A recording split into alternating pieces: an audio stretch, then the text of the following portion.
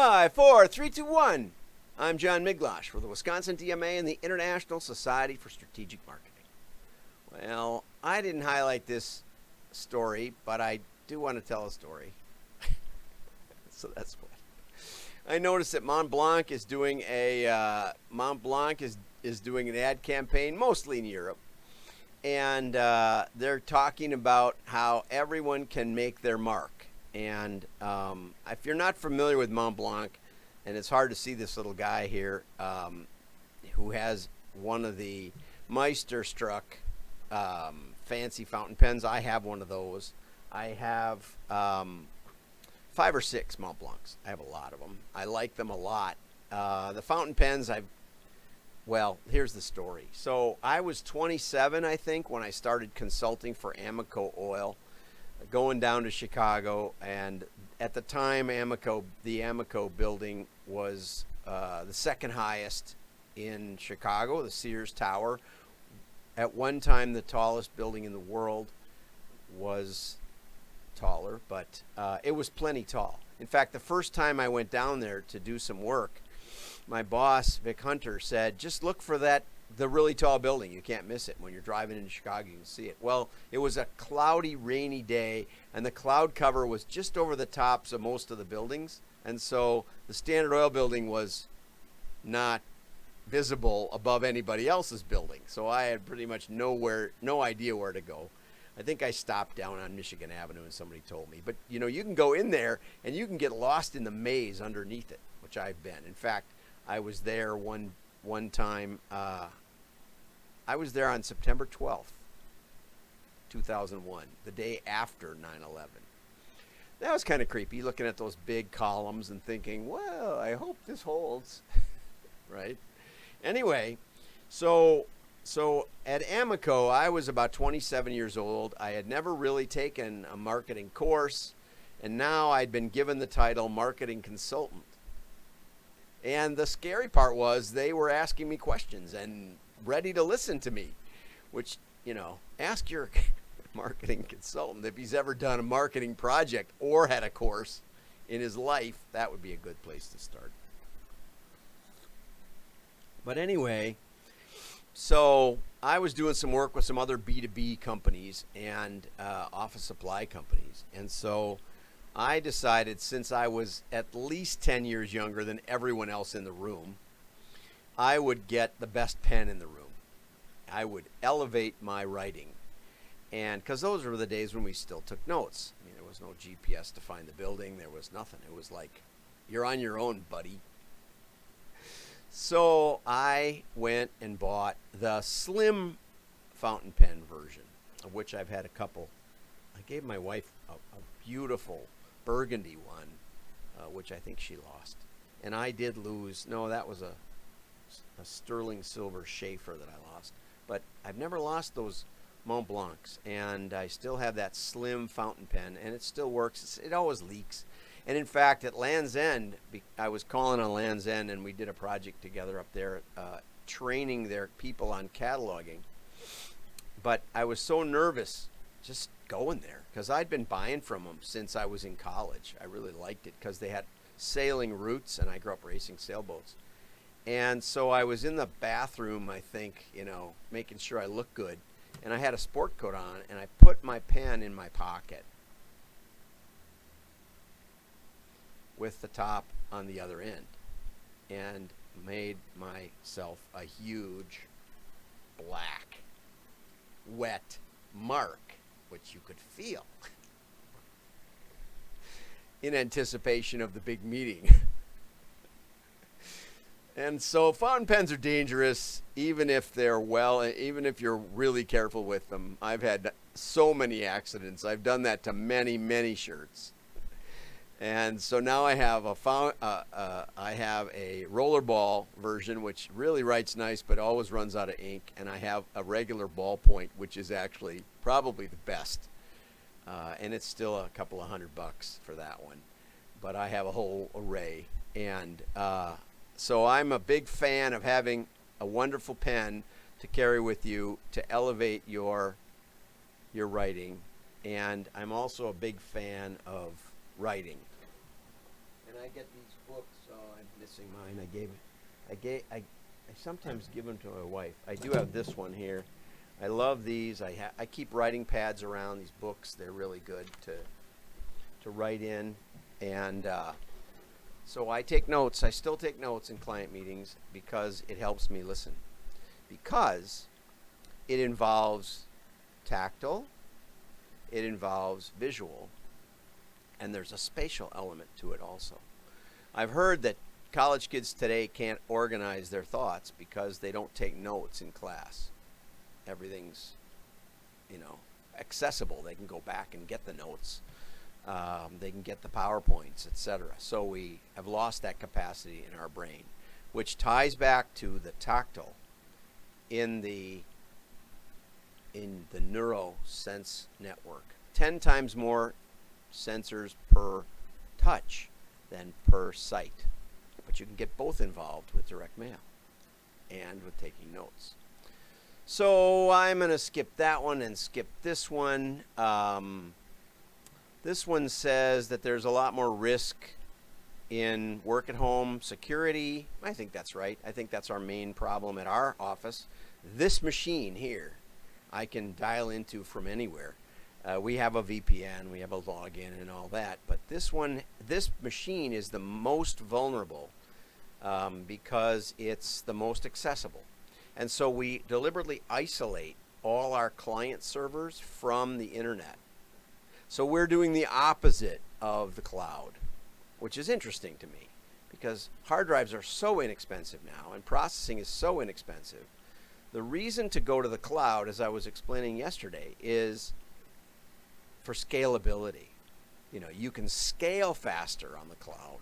If you're doing a web project, you're launching a product, and you have literally no idea what the sales might be. I mean, you still have to estimate inventory and manufacturing quantities and a lot of things. But let's say you got that down, and but you want to be able to make sure you've got enough power to handle 1 million hits in a day, because it might spike like that. Well, that's your hosting. You might, we do host offsite. We host offsite to a company in Pittsburgh called Pear that has their offices literally right on the fiber optic pipe that goes across America. It's like right there. So it's very, very, very scalable. Though we're on some old servers because we've been there since the 90s. They love me on Pear. We have great talks on their customer support, which I call regularly.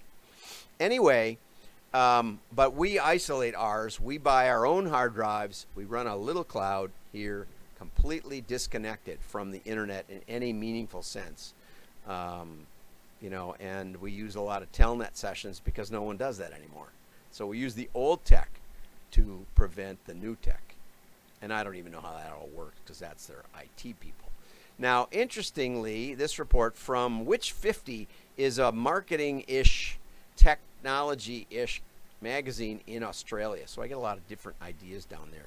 But it says that in this particular survey from Rackspace Technology, it said that 78% of all surveyed said they had new budget concerns because of the pandemic, and 84% in Australia had new budget concerns, okay?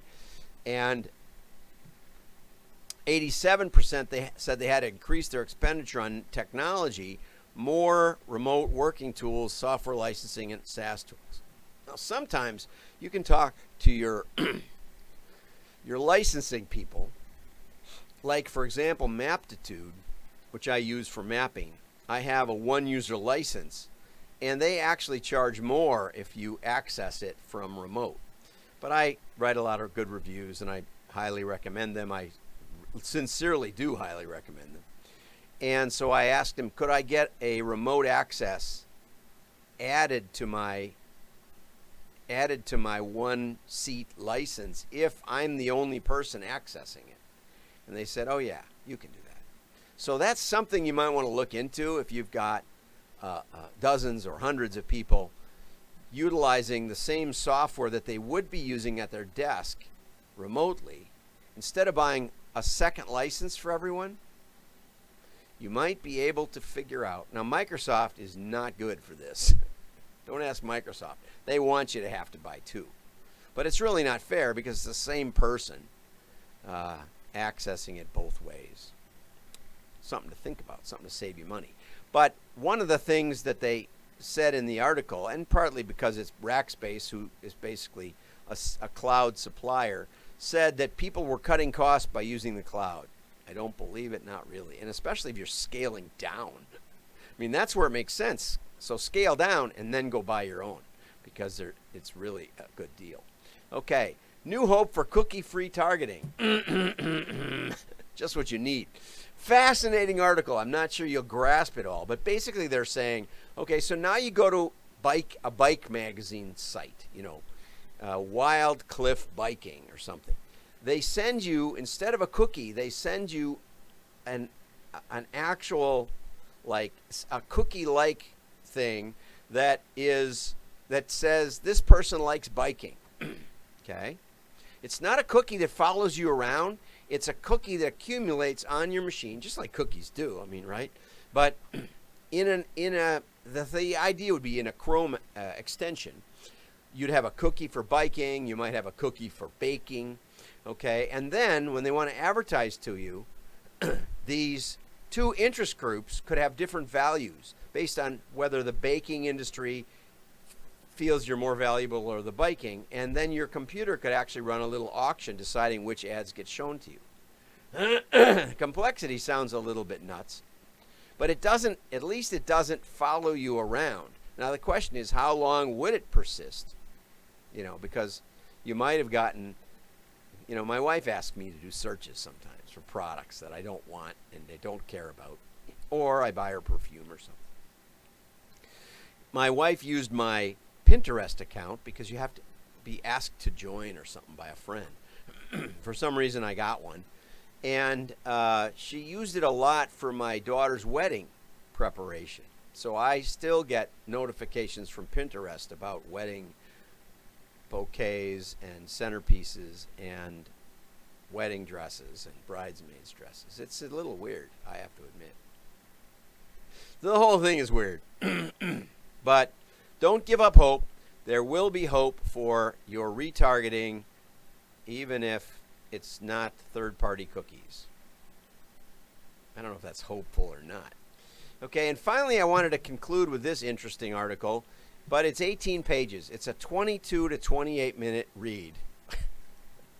So I got about a third of the way through it, and it's so complicated I can't understand it, but I will give you this much. Okay, what a lot of companies have done, a lot of global companies, to get around the EU privacy legislation, and we ran into this in strange ways, really strange ways, when we tried to start a sweepstakes entry company in the United States. We basically hit so many legal hurdles. The German company said this was worse than Germany, worse than France, worse than any country in the world where we've tried to do this. It was a service. You pay $20 a month, and it registers you for all the surveys. All the sweepstakes it can find. It isn't a sweepstakes company, so it shouldn't be covered by the sweepstakes laws. All it does is it goes on a sweepstakes and registers you by email, which you may not even have an email. If you don't have an email these days, you can't register for a sweepstakes. Now, the other irony is that sweepstakes companies have realized that those emails they collect are not very valuable. They also oftentimes collect your street address, but they're not valuable enough because you don't really care about Heinz ketchup or Doritos or whatever, whoever's running the Mountain Dew or somebody's running the sweepstakes. You don't care about that. Old Pineapple had one when we were doing it. You care about trying to win the sweepstakes. And so they just enter you in about 50 sweepstakes a month for the $20. You couldn't even do that with, mailing in the entry, because all sweepstakes are required to have an alternative entry mode where you don't have to buy a product, but on the product there'll be a coupon, or on the grocery store shelf there'll be a coupon, or somewhere there'll be a coupon that you can register without purchase. But if you mail it all in because you don't have email, you can't even do that. 50 cents a piece. Okay, so you could only register for 25. So it was a heck of a deal. And my mother-in-law thought, wow, that sounds great. When can I register? And I want to get in on that. And we could not fight through it because the EU says you can't ship data around the world. Now, the problem for Facebook is, your Facebook friends in Germany, I have a Facebook friend in Turkey. It's seamless. It's wonderful. We keep in touch, and I post a picture here, and Serdar will say hello and say, I like your picture, and so it's really fun. But that's a big violation of all kinds of EU regulations. And what other companies have done, what we try to do with the German company is basically keep all the data about people in the EU, not bring it back here, but use it to register, because they had what they had was a sneaky system that got past all these "Are you human?" checks, because they actually were human. They were doing it on behalf of a human, but they had to get through all that in an automated way so they could efficiently register for all these sweepstakes. It was very interesting. Anyway, so Facebook has this seamless environment, and oopsie, that's a big violation of the EU rules, because they're shipping my image to Turkey and Turkish images here, and they're allowing conversation around there and all that. And so the EU apparently last month ruled that you can't do that. And so what most companies have done is put servers in the EU and keep the data there, and servers in the US and other places, and not really transfer data back and forth, just back it up in the EU data. But it isn't like that with Facebook. Facebook is one big mishmash. And that's basically what this article says. It's not going to be easy for Facebook. And if they're serious about it, it's going to require a whole new redesign of Facebook. And TikTok has a similar. They're putting a server in Ireland.